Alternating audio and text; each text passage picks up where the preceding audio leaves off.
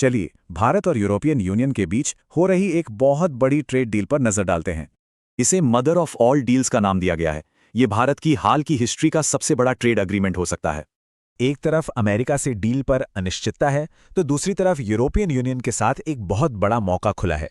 पर सवाल यह है कि आखिर ये डील भारत के लिए इतनी जरूरी क्यों है। असल में ये एक बड़ी आर्थिक मजबूरी है।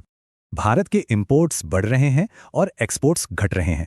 ये डील इस पूरे समीकरण को बदल सकती है। तो इसका हल क्या है? एक ऐतिहासिक फ्री ट्रेड एग्रीमेंट यानी FTA पूरे यूरोपियन यूनियन के साथ। सोचिए, इस एक डील से भारत को 27 डेवलप्ड यूरोपियन देशों के बाजार में सीधी एंट्री मिल जाएगी। अभी भी दोनों के बीच का सालाना व्यापार बहुत बड़ा है, करीब $135 बिलियन का। और मजे की बात यह है कि भारत पहले से ही EU के साथ $15 बिलियन के ट्रेड सरप्लस में है। तो फायदा किसको होगा? भारत के लिए टेक्सटाइल और IT, तो EU के लिए कारें और मशीनरी बड़े विनर हो सकते हैं। भारत के लिए टैरिफ हटने का सीधा मतलब है कि टेक्सटाइल और फार्मा जैसे सेक्टर्स में मुकाबला करना आसान हो जाएगा। पर यह डील रातों रात नहीं हुई है। इसके पीछे 2 दशकों से भी ज्यादा लंबी और मुश्किल बातचीत है। सबसे बड़ी रुकावटों में से एक है यूरोपियन कारों और शराब पर भारत के बहुत ज्यादा इंपोर्ट टैरिफ्स।